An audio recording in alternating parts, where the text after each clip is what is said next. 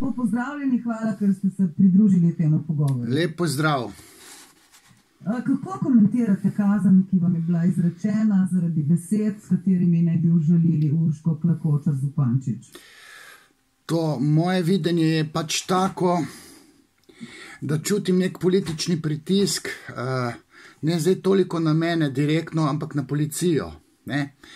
Tega me je groza. Namreč tale nek policijski inšpektor, tretji, visoki, ne vem kakšen še, specialist, Andraž Suhadolec, je moral ukaz, tako rekoč, ne, ali pa željo, tiho, ki je kot ukaz, verjetno za njega, tako jo dojemajo, strani političarke, druge najmočnejše v državi, to je moral uslišati, ne. Dali so mu, tako rekoč, nepisano, zaukazano ambicijo, željo, da naj meni izreče globo, pač po zakonu je to 250,38 evrov in to sem jaz dobil s suverenim podpisom tega policista. In tega je mene groza, ker v ozadju jaz čutim politični pritisk na policijo. In zdaj mi lahko šele razumemo odstop Tatjane Bobnar. Zakaj je Golobu zaprla policijska vrata? Ne? Vstop v policijo politiki je prepovedan. Tako je prav. Jaz pa vidim, ne, in ambicije Goloba so pač bile, da bi nadzoroval oziroma vplival tudi na policijo. Ne, in to je tisto nesprejemljivo za neko demokratično politično ureditev, kakršno domnevno imamo v Sloveniji, in tega bi se morali bati celo sami levičarji, ker to ne sodi v eno normalno državo. To pač jaz tako vidim. Glejte, vas so kaznovali na podlagi zakona o varstvu javnega reda in miru. Kako to komentirate? Se počutite ustrahovani? Glejte, to je v ozadju tudi neka finta, ne? Mislim, tam piše 250 evrov, kot če bi jaz zdaj polovičko plačal, samo 125 evrov, ne? In si uperem roke z vso nadležnostjo okrog borbe na sodiščih, ne. Jaz sem pa takole naredil figico, ne boste se me tako rešili, ker če jaz pristajam na plačilo globe, potem priznam, da sem kriv, ne. Jaz nisem kriv, ne, ker tale Urška poravnava račune z menoj za nazaj, ne. Treba je vedeti, da se je vse začelo tam nekje že maja, ko je stopila v tistih rdečih štiklih v državni zbor, ni jaz pa nič hudega sloteč, repliciram Bojanu Požarju na tisto fotko, češ rdeči štikli pač imajo simbolno strukturo, ki je zelo seksualna. Zdaj vemo, da je te rdeči štikli so njen zaščitni znak, da je tako kot sama sebi spomenik naredila iz njih, in ona se obračunava z menoj, jaz se pa branim. Mislim, in znanja mojega, ki ni žaljivo znanje, se ne smemo braniti. Družba se tega znanja, čeprav je seksualno, če ima psihoanalitično jedro, mi se ne smemo tega braniti. In jaz sem se uprl temu pritisku, tej globi, tako da sem šel k odvetniku, ne. Jaz sem se mislil sam braniti, ker sem že enkrat eno odvetnico politično motivirano sam požrl s kostmi vred, ne, brez odvetnika. Ampak tokrat mi je pa nekaj pravnikov svetovalo, naj grem po pravno pomoč in naj izurjen odvetnik spiše nek ugovor, se pravi, zdaj ima to odvetnik, ne. In oni je zalagan z materiali, ne, to se držijo vsi za glavo. Kako si upa, ker ona je računala, da sem jaz ustrašil, ne, mislim, jaz sem neustrašen, jaz sem dosleden do sebe, jaz se pogledam ogledalo in sem sam sebi všeč, ker sem točno tak neomajn, kot so se bali, da sem, ne, oziroma so pričakovali, da sem jaz uklonil. Ne, moj upor proti policiji oziroma tej globi je principielen. Jaz bom 5krat več plačal, kot bi sicer plačal. Plačal bom odvetnika. In zdaj jaz razmišljam, kako bi jo še njo, tolo Urško, tožil, ker ona omalovažuje moje znanje. Ona neprestano žali moje znanje.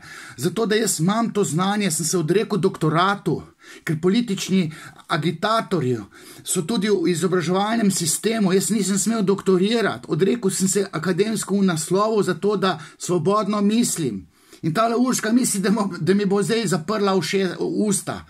Mislim, ne bom se pustil kloniti, mene lahko, ne vem kaj naredijo, me trpajo v zapor, ne vem kako preganjajo, ne, svoboda govora mora biti, to je sveta stvar za napredek vsake države, vsake demokratične ureditve. Ali Slovenija postaja vedno bolj policijska država? Ja, s takim monarhičnim pristopom, kot ga je zastavil Golob, ne, mislim, zdaj to vsi politični analitiki vedo ali pa vemo, da ima monarhične težnje, da je, tako rekoč, jaz sem že parkrat rekel, on je pač egomanjak, ne, on misli, da lahko vlada eni državi na način, kot je vladal v GEN-I-ju. Ne, demokracija ima svojo logiko, tega se počasi uči, ne. On stopa nazaj, tale Urška pa ne stopa nazaj, ampak čustveno, agresivno rine naprej. In zdaj je ta, če bi logika obdržala, pa iskreno upam, da ne bo, logika, da bi policija asistirala državi oziroma vladajoči struji, levi, tej struji, ki je na oblasti. Policija tega ne sme delati. Policija ne sme biti lojalna eni politični opciji.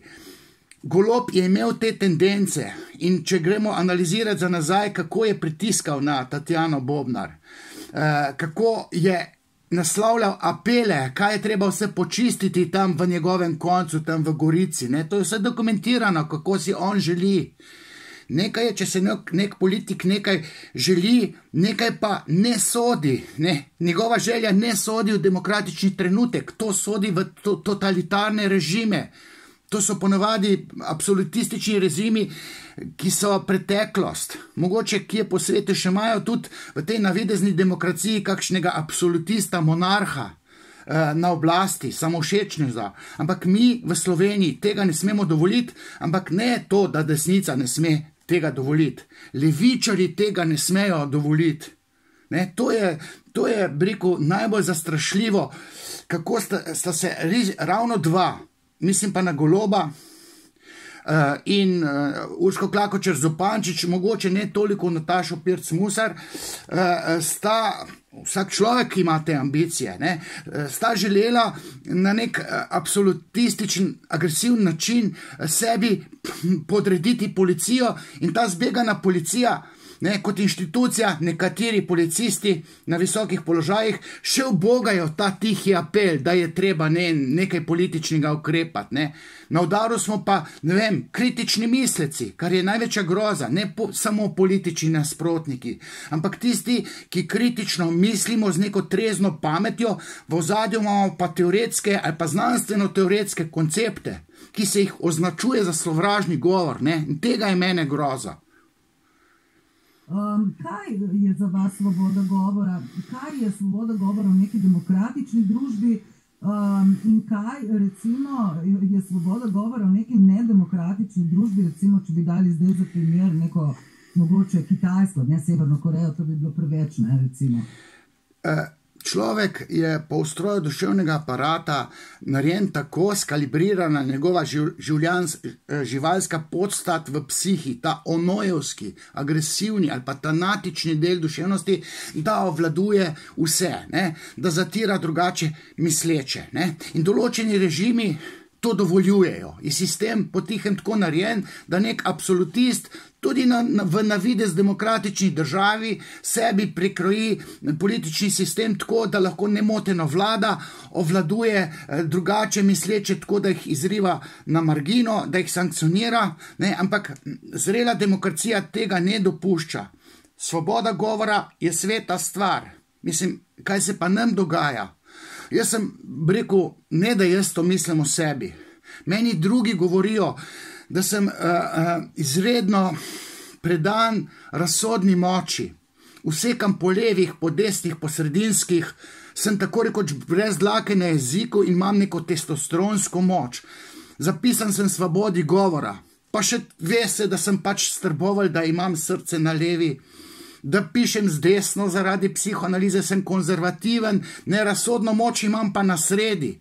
In kot tak, zdaj skozi znanstveno-teoretski diskurs ne smem govoriti, ker ga označujejo, znanstveno-teoretski diskurs za sovražni govor, ker se neljubo sliši, če jaz rečem, da v ozadju človekove duševnosti prebiva neka agresivnost, sadizem, seksualnost, tale Urška Klakočar Zupančič spušča simptome, ki so na simbolni ravni zelo povezani z njeno seksualnostjo, Mislim, zdaj, sorry, ker jaz imam to znanje, To je glih kot, če bi rekel, če se banalno izrečem, tako banalno, da drek smrdi, to je pa nekaj grdega, da žalim nekoga, ki mu drek smrdi, ja, drek vsem smrdi, vsi smo seksualni.